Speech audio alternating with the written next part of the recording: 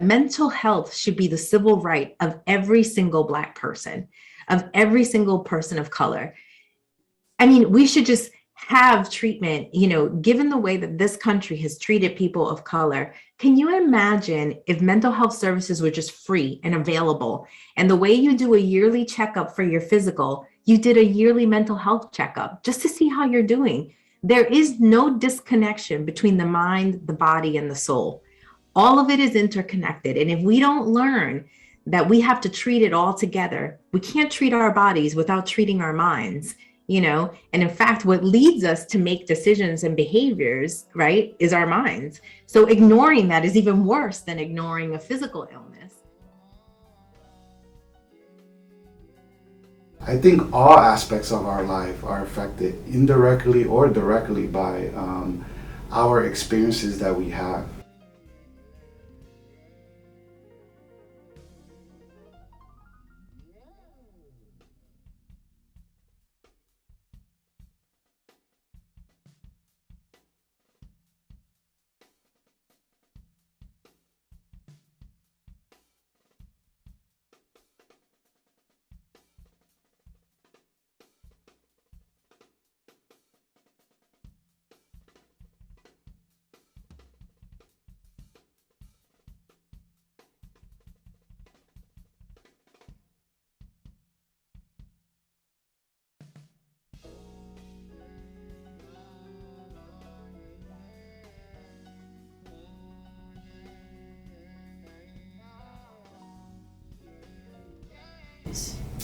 So the three F's, I call it, right? Fight, flight, and freeze response. It's the type of consequence of when someone is traumatized or when someone is struggling with a history of trauma. Our mind and our bodies are connected, right? This kind of neurobiological aspect of trauma. That's how it works. So when psychologically we are traumatized and we're in this heightened state of hypervigilant or being in a hypervigilant state, our bodies react to that. Our bodies hold on to that kind of psychological and emotional experience, and that state of being, kind of in a hyper aroused state causes us to have our, physiological conditions such as heart rate goes up, blood pressure goes up. We're always tense. It can even resort to even nightmares when you're trying to sleep and rest. So our bodies are just kind of pent up due to the state of being in trauma.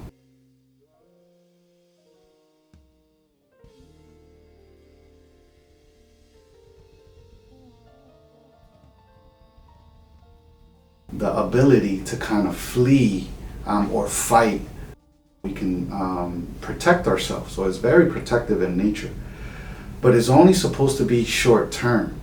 So someone who's experiencing like this long term condition of being in this traumatic kind of state, cortisol keeps pumping into our bodies, and cortisol, the hormone cortisol, can directly have effects in our ability to fight infections. So our body struggles, and we start to see inflammation and even some cases of cancer. And trauma is when someone experiences something that was unexpected, that really kind of shook you to the core, that maybe was even life-threatening, or just kind of disrupted your sense of peace. Those things can be very traumatic in a way that it can really taint the way you view yourself, the way you view your world. So trauma really does that. It takes away the ability for you to understand that you're safe.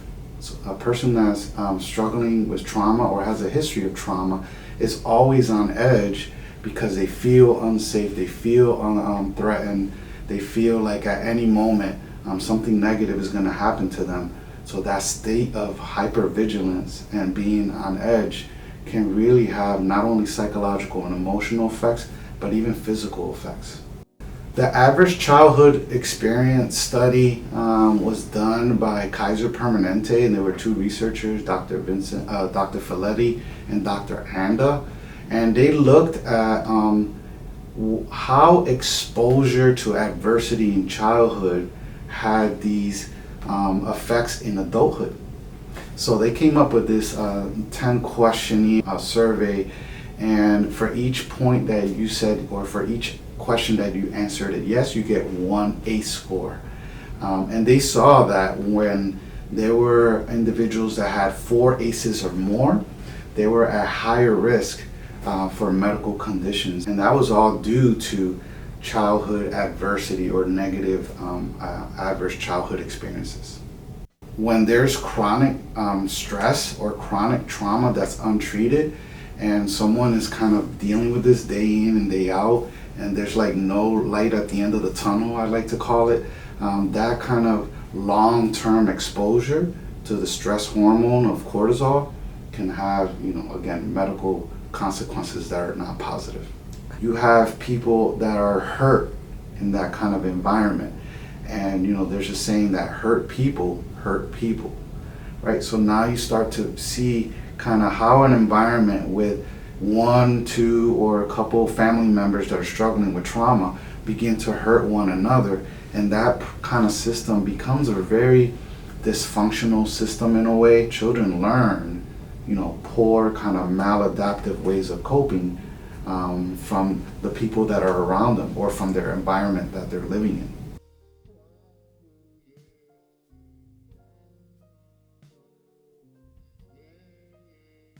When working with children, to really teach them how to express and identify emotions is going to be helpful for them to overcome a kind of a traumatic experience. So teaching kids that when they're upset, it's okay to say you're upset and why you're upset and how that makes you feel, and be able to teach them good ways to self-regulate and self-soothe, rather than for them to now engage in aggressive types of behaviors or behaviors that are self-destructive, and doesn't allow them to have self-control, good self-control.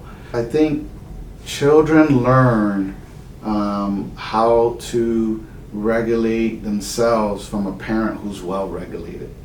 So a parent that's healthy, a parent that can role model good self-regulation, is going to help their particular child kind of in that process. So I always ask, for parents that are struggling with their own kind of emotional or psychological distress, for them to find the ability and the opportunity to manage that better so that they can be good role models for their children.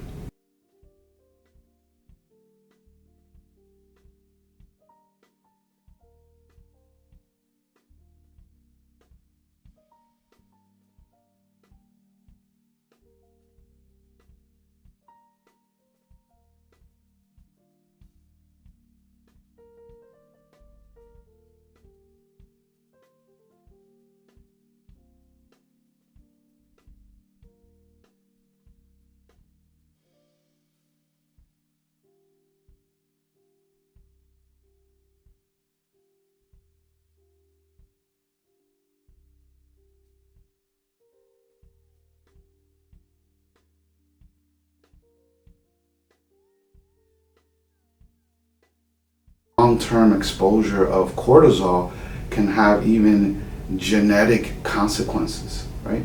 So that's what we call the epigenetics of trauma. And the epigenetics of trauma says that cortisol begins to damage the telomeres, which are the protective end caps of our DNA structure. So there you begin to see how the direct long-term effects of cortisol has this epigenetics effect on us, and it's a direct impact on our DNA, and it eats away at our telomeres that protects our DNA structure. So that's why our bodies are more sick and don't have the ability to fight certain infections. But epigenetics of trauma says that this kind of epigenetic consequence can be intergenerational up to 3 generations. So we've seen, like, there was a specific research study with survivors of the Holocaust. 3 generations later, their telomeres or their DNA structure was impacted, even though they weren't at the Holocaust, they didn't see it, they didn't experience it for themselves physically, but there was this epigenetic consequence due to severe traumatic kind of exposure, and how those individuals were affected, even to their genetic structure, and how that was passed on 3 generations later.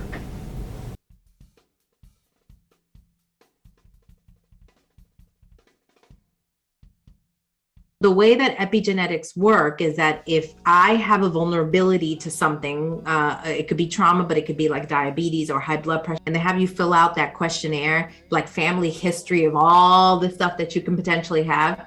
That's essentially what they're doing. They're assessing, do you have a vulnerability to cancer or to high blood pressure or to diabetes or to any of these other things, because it runs in your family. But you know what they don't ask you for, Sydney? They don't ask you if you have a vulnerability to trauma, do they now? Right? You never see that in that questionnaire. But the new studies are saying, well, we need to really look at this because we're seeing that there's a generational pattern of trauma being passed down. There's a specific gene that they've identified. It's called the FKBP5. And what they're saying is that this FKBP5, instead of it being intact for those people that don't inherit trauma, it's variated in a way that predisposes the person to traumatic experiences or to negative reactions to traumatic experiences. And all that happens during pregnancy, and it happens during a stage where that's called fetal programming. That's when those genes are being programmed. And so that's generally how epigenetics works. And now there needs to be a lot more sort of research that if it doesn't happen 100% through genetic makeup, we know that if environmental factors are in place, so for example, if you grew up being an abused mother and you then have a baby and your baby grows up in that abusive household, there are lots of implications about the way that your baby is going to grow up to deal with abuse, either become an abuser or become abused. We already know that they're predisposed to that kind of, in environment in the future. So even if we eliminated altogether genetics, environment still is something that we need to contend with in terms of this racial, trauma component. So I authored a book a couple of years ago where I wanted to really understand the complexities of not just trauma. As a psychologist who has worked in the trauma space for decades, I, have been treating people who have experienced trauma in multiple different ways, whether that's sexual abuse or physical abuse, abandonment, rejection, tons of different ways. But one of the variables that has been missing through the process of me conducting therapy with a lot of communities of color is that we never had a framework or a way to think about how has trauma been caused by interactions of people of color with racism and racism directly. And in recent years, I would say under the last 5 years, there's a body of work that's really coming together. There's more research being done around something called racial trauma or race-based trauma. Another way that it's called is racialized trauma. And those are the reactions that we have because of a racism, an experience that is tied to racism. There are studies that have been done that demonstrate that if you have come from a lineage, your ancestry has been of a group that has been historically traumatized, one generation after another generation, and that trauma related to racism or oppression or discrimination has never stopped. There is something called fetal programming that carries that trauma in the mother mostly, passed down from maternal, although there's recent research that says that there could be some paternal passing down of this into your fetus or your unborn baby. And so there's what we call a predisposition. You're vulnerable to traumatic experiences related to racism. There's another way in which, so that's kind of like the biological. There's another way in which the trauma expresses itself, which is the environment. When the environment that you're in is toxic and full of, racial undertones, you can also develop this trauma. And some people have racial trauma because it's both genetic and because the environment predisposes them, to these traumatic experiences based on race. It is a trauma that is incited. It is a traumatic experience, a traumatic response that's incited because of instances of racism, discrimination, bias, hate against that community of color, or against that person who's a person of color.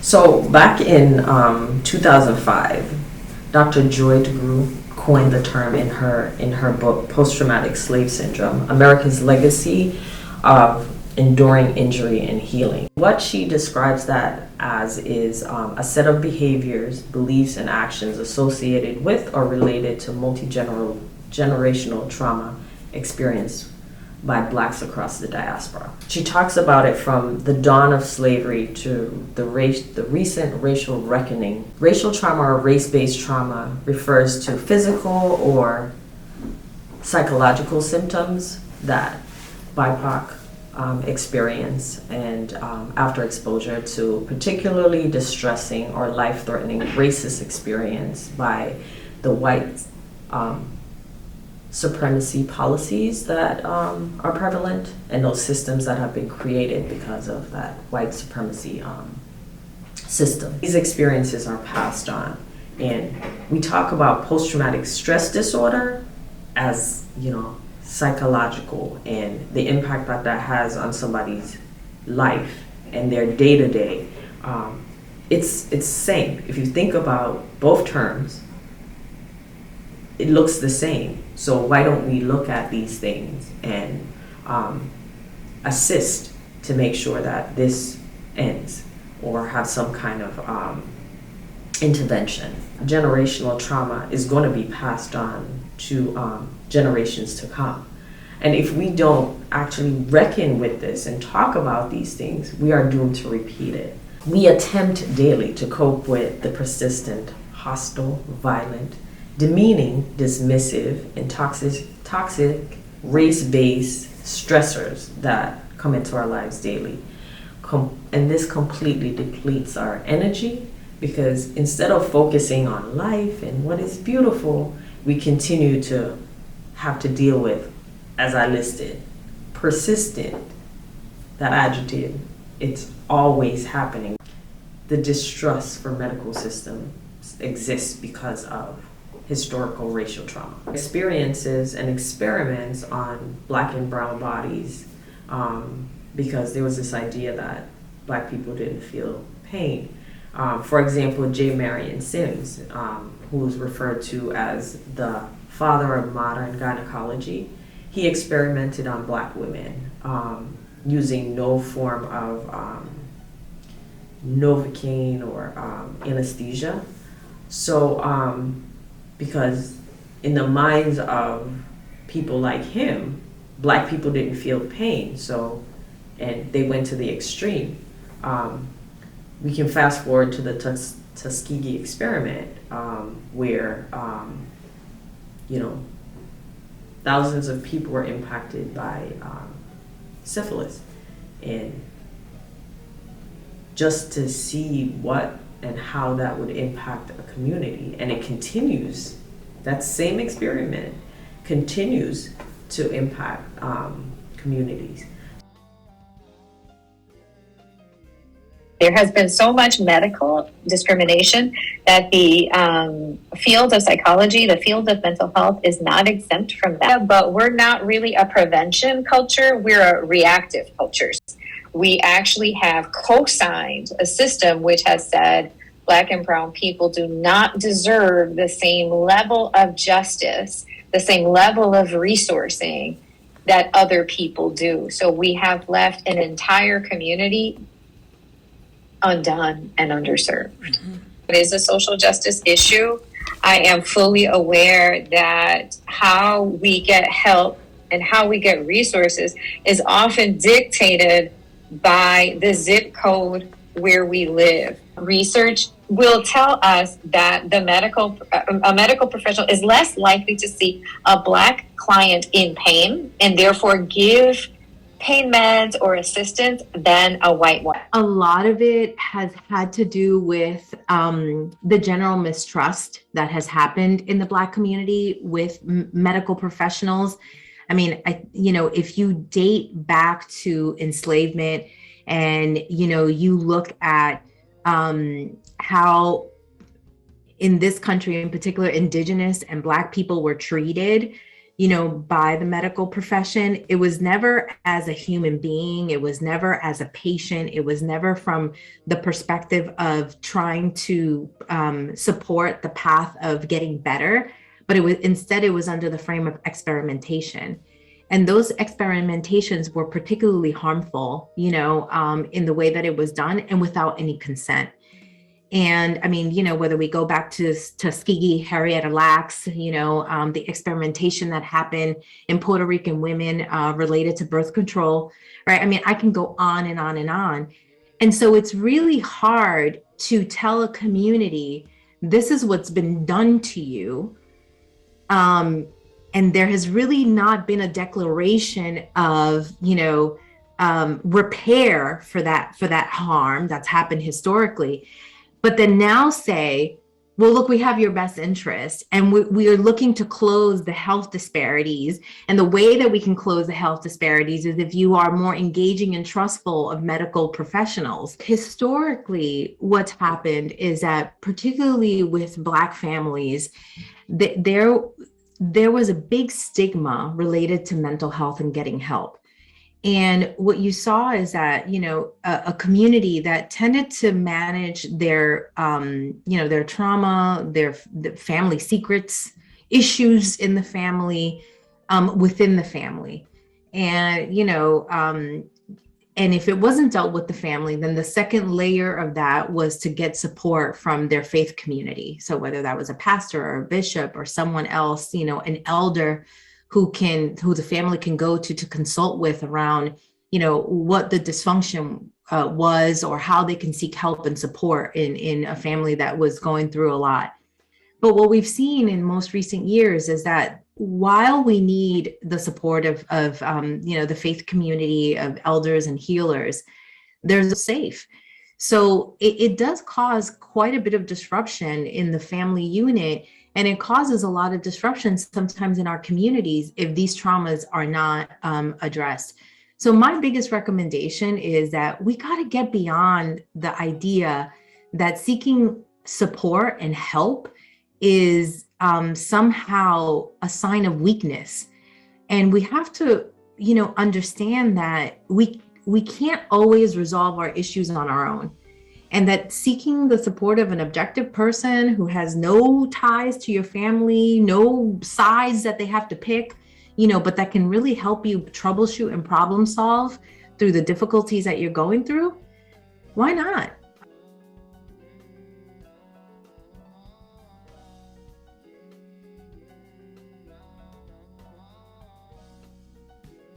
Which I say relational poverty is worse than financial poverty.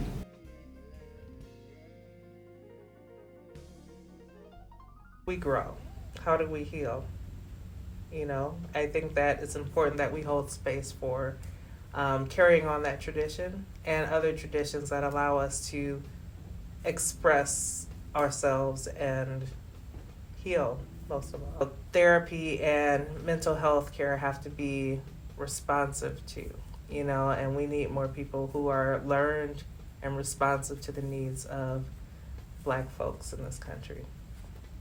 It's impossible to navigate the future or the present without knowing the past. In addition to rest, find your people, right?